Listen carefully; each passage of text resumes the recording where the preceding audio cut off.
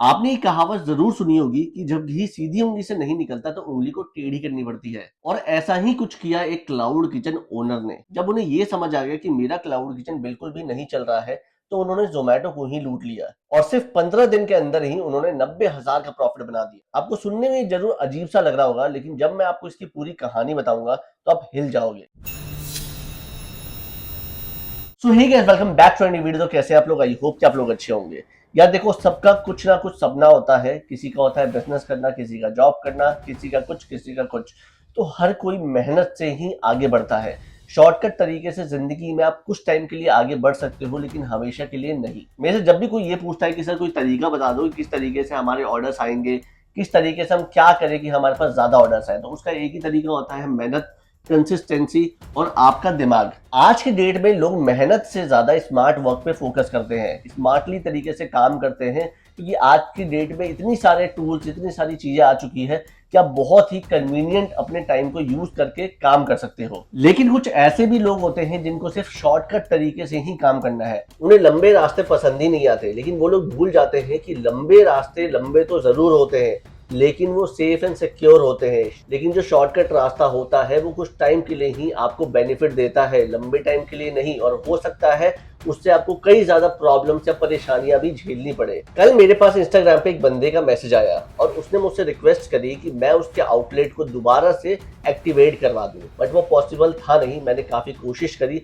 But वो activate नहीं हो सकता था। उसके बाद जब मैंने उससे उसकी कहानी पूछी कि आखिर में ये हुआ कैसे था, तो उसने मुझे जब पूरी कहानी बताई, तब मुझे समझ में आया कि ऐसा भी हो सकता है। उस बंदे ने साफ ही मुझे बोल दिया था कि आप प्लीज ये चीज वीडियो में मत दिखाना। अगर आपको वीडियो बनानी भी होगी तो मेरी कोई भी इंफॉर्मेशन आप वीडियो के अंदर शो मत करना है। इसीलिए मैं इस वीडियो में उसकी कोई भी इंफॉर्मेशन शेयर नहीं करूंगा, लेकिन आपको पूरी कहानी बताऊंगा कि किस तरीके से उस बंदे ने इस काम को अंजाम दिया और किस तरीके से सारी चीजें करी और जोमेटो के जेब से किस तरीके से 90,000 रुपए निकाल दिए, जो कि एक बहुत बड़ी बात है। तो चलो इस स्कैम की मैं पूरी कहानी आपको बताता हूँ। तो बात ये हुई थी कि एक बंदे ने अपना स्टार्टिंग में न्यू क्लाउड किचन ओपन किया। सबका सपना होता है, उस बंदे का भी था कि मुझे भी एक क्लाउड किचन ओपन करना है, क्योंकि उसका इंटरेस्ट था कि मैं भी कुछ अपने लिए करूं। हर किसी का पैशन होता है। तो उस बंदे ने क्लाउड किचन ओपन किया। लेकिन आपको ये बहुत अच्छे से पता है कि जोमेटो किस तरीके से कस्टमर को तो लूटता ही है, साथ में जितने भी आउटलेट्स के ओनर वगैरह होते हैं उनको भी लूटता है, क्योंकि उनकी कमीशंस बहुत ज्यादा हाई होते हैं। ऐसे में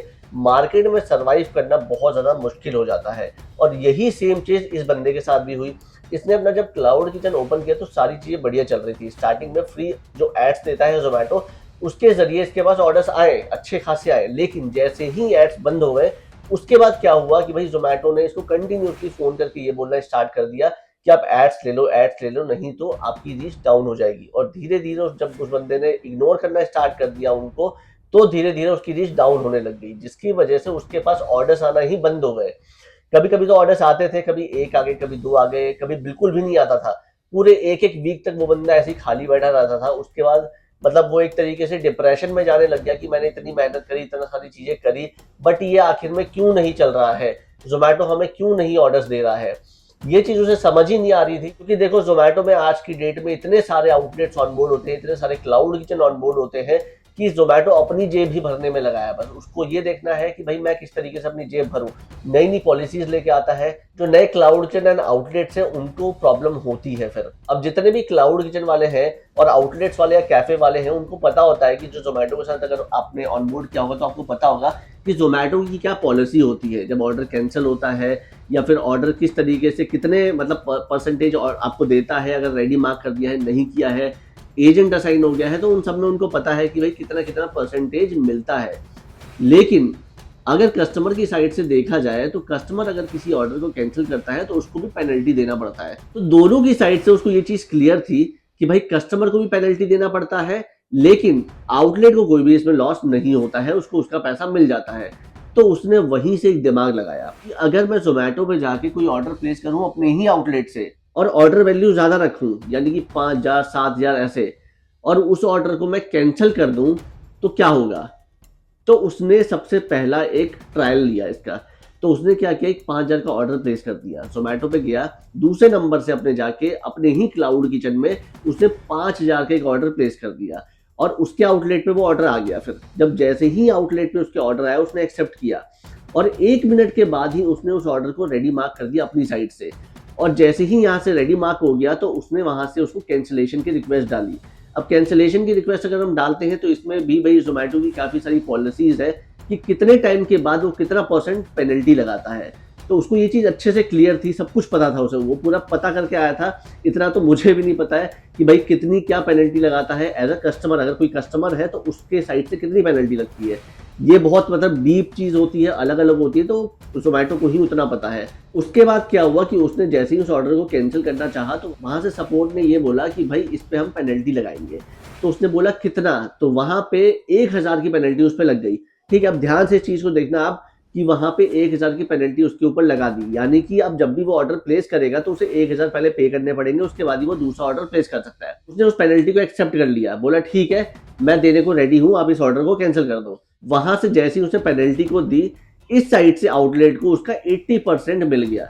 उसने अपने किचन में कुछ भी नहीं बनाया, उसने स्टार्ट भी नहीं किया था क्योंकि उसको पता था ये तो फेक ऑर्डर है।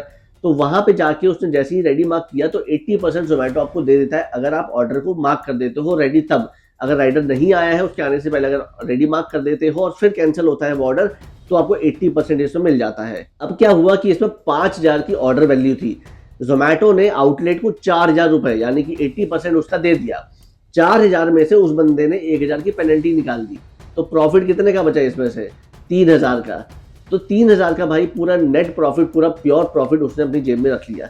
अब क्या कर रहा था, वो इसी पैसे को रोटेट करने लग गया। अब रोटेट कैसे करने लग गया कि अब वो 3000 जो थे उसी में से कुछ पैसे उठाए, उसने 500 रुपए उठाए और छोटे-छोटे ऑर्डर प्लेस करने लग गया। यानी कि ज़ोमैटो को ये समझ ना आए कि भाई इसके सारे ऑर्डर ही कैसे कैंसल हो रहे हैं। तो उसने क्या करा, 100 रुपए, 150 रुपए, 200 रुपए का ऑर्डर प्लेस करने लग गया हर दिन। और उसके बाद क्या करा उसने, एक-एक दिन में 3-3 4-4 ऑर्डर भी प्लेस करे फेक सारे, और वो सारे के सारे डिलीवर्ड हो गए। छोटे ऑर्डर थे, छोटे अमाउंट के थे, वही ज़ोमैटो का पैसा उठा के उसी से ऑर्डर प्लेस करके उसको डिलीवरी मार्क करवा दी। यानी कि कहीं आस-पास में ऑर्डर कर दिया, उसके बाद वो डिलीवर हो गया तो ज़ोमैटो को लगा कि भाई सही है, मतलब सही चल रहा है सब कुछ। उसके बाद वो बंदा क्या करता था, हर 2 से 3 दिन बाद उसने बड़े-बड़े मतलब जो ऑर्डर थे उसको प्लेस करना स्टार्ट किया। 10-10 हज़ार के भी ऑर्डर उसने प्लेस करे थे। 10,000 पे मतलब उसको पता था वो 1 मिनट के बाद ही उस ऑर्डर को कैंसल करता था। जब 1 मिनट हो जाता था तो वो वहाँ से रेडी मार्क करता था आउटलेट से और कस्टमर की साइड से क्या करता था कि उसको कैंसलेशन की रिक्वेस्ट डाल के कैंसिल कर देता था। उसने क्या किया, यहाँ का पैसा उठा के यहाँ से पेनल्टी दे दी। तो इस तरीके से वो चीज़ें करता था। अब क्या होता है, बहुत सारे लोगों के दिमाग में क्वेश्चन आएगा कि वो सीओडी क्यों नहीं करता था, पैसे क्यों देता था? तो सीओडी में ये ऑप्शन नहीं आता है। सीओडी में एक लिमिटेड ऑप्शन होता है, यानी कि 1000 या मैक्स टू मैक्स 2000 तक का ही आप कर सकते हो उसमें, उससे ज़्यादा नहीं कर सकते ऑर्डर प्लेस, क्योंकि ज़ोमैटो ने मतलब कि सीओडी में ये ज़्यादा का नहीं डाल रखा है कि ज़्यादा कार्ड वैल्यू होगी तो वो नहीं होगा। तो इस तरीके से उस बंदे ने करा 2 से 3 दिन, कभी 2 दिन, कभी 3 दिन, ऐसे करते-करते गैप में उसने इतने सारे मतलब कि कर दिए कि 90,000 तक का उसने पूरा प्रॉफिट बना दिया इसमें। अब कोई कितना भी बड़ा शातिर या चोर क्यों ना हो, कोई ना कोई तो सबूत छोड़ ही जाता है। अब इससे एक गलती क्या हो गई जो इसने दिमाग लगाया नहीं, इसने अपने एक ही आईपी एड्रेस से उन सारे ऑर्डर्स को प्लेस किया था। यानी कि उसका जो वाईफ़ाई था, उसका एक ही सेम आईपी एड्रेस था जिसकी वजह से वो पूरा का पूरा ट्रैक हो गया और यहीं पे वो बंदा फिर फँस गया। अब ज़ोमैटो ने जैसे ही उस 15,000 के ऑर्डर को ट्रैक किया, तो ये समझ में आया कि भई ये आईपी एड्रेस तो सेम ही है। उसके बाद ज़ोमैटो ने उसको एक मेल किया सस्पिशियस एक्टिविटी का और उसी टाइम उसकी आईडी को डिसेबल कर दिया। अब वो बंदा पूरी लाइफ में अपने ज़ोमैटो के साथ कभी भी क्लाउड किचन ओपन नहीं कर सकता है, क्योंकि उसका जो पैन कार्ड, आधार कार्ड था, वो सारा का सारा ब्लैक लिस्ट में है अभी। अब वो कभी भी अगर रजिस्टर करने जाएगा तब भी नहीं होगा। और साथ ही साथ में ज़ोमैटो ने इसमें पेनल्टी भी मार रखा है 50,000 रुपए का। जब तक ये 50,000 नहीं पे करेगा, ये दोबारा से अपना क्लाउड किचन नहीं ओपन कर सकता या चला सकता है। इसीलिए मैं आपको हमेशा से यही समझाता हूँ कि कभी भी शॉर्टकट के पीछे मत भागो। शॉर्टकट एक टाइम के लिए अच्छा लगता है देखने और सुनने में, लेकिन अगर ज़्यादा उसके पीछे भागोगे तो यार बहुत सारी प्रॉब्लम्स भी हो सकती है, आप उसमें फँस भी सकते हो और आपका ही नुकसान होगा। अब बताओ इस बंदे ने कितनी सारी मेहनत करी होगी, अपना सामान भी लेके आया होगा सारा कुछ, चलो वो तो पैसा उसने निकाल दिया, लेकिन एक तरीके से ये हो गया कि वो आने वाले टाइम में अपने आप को ज़ोमैटो के ऊपर रख ही नहीं सकता, डाल ही नहीं सकता, कुछ नहीं कर सकता। तो मतलब इस तरीके से देखो यार, चीज़ मत करो, ये गलत है। अब मैं उसमें भी उस बंदे की कोई हेल्प नहीं कर सकता क्योंकि उसने गलत किया है। आप लोग कमेंट करके बताना कि क्या इस बंदे ने गलत किया था या सही किया था। इस वीडियो को बनाने का मेरा मोटिव यही था कि अगर आप चोरी भी कर रहे हो, कुछ भी चालाकी कर रहे हो, तो कभी ना कभी उनकी आंखों में आओगे ही आओगे। इसीलिए यार देखो, हमेशा से एकदम जेन्युइन तरीके से काम करो, कभी भी कोई फ्रॉड मत करो, अपनी पूरी मेहनत करो यार। देखो मेहनत करोगे तो उसका फल मिलेगा, आज नहीं मिलेगा तो कल मिलेगा, लेकिन बिल्कुल मिलेगा। इसीलिए मैं आपको हमेशा कहता हूँ कि हार्ड वर्क करो और स्मार्ट तरीके से काम करो, बस मैं यही बोलता हूँ हमेशा से। और देखो मैं टिप्स एंड ट्रिक्स डालता रहता हूँ, उसको जो लोग भी अच्छे से फॉलो करते हैं उनके पास ऑर्डर्स वगैरह सब कुछ आते हैं। तो प्लीज़ आप इस तरीके से कोई भी काम मत करना जिससे आपको आगे जाके बहुत लॉस हो, नुकसान हो, ठीक है? और आई होप आपको आज की वीडियो पसंद आई होगी, कुछ सीखने को मिला होगा। अगर अच्छी लगी तो लाइक करना, शेयर करना, और डिस्क्रिप्शन में टेलीग्राम का लिंक भी है, तो वो भी आप जाके वहाँ से ज्वाइन कर लेना। तो चलो फिर आज के वीडियो को यहीं पे एंड करते हैं एंड मिलता हूँ आपसे नेक्स्ट वीडियो में। Okay, tata, bye.